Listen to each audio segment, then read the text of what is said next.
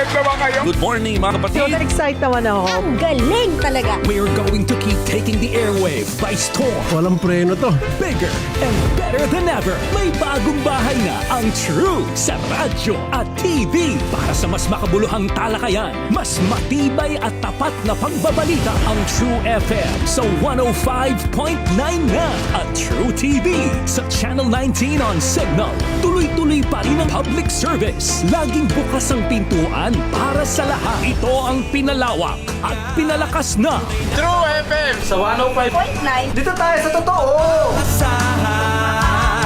Saan man sa bansa at sa mundo na may Pilipino, dito tayo sa totoo. ang boses ng malayang pagbabalita. Mapapanood na sa True FM TV sa Channel 19 on Signal.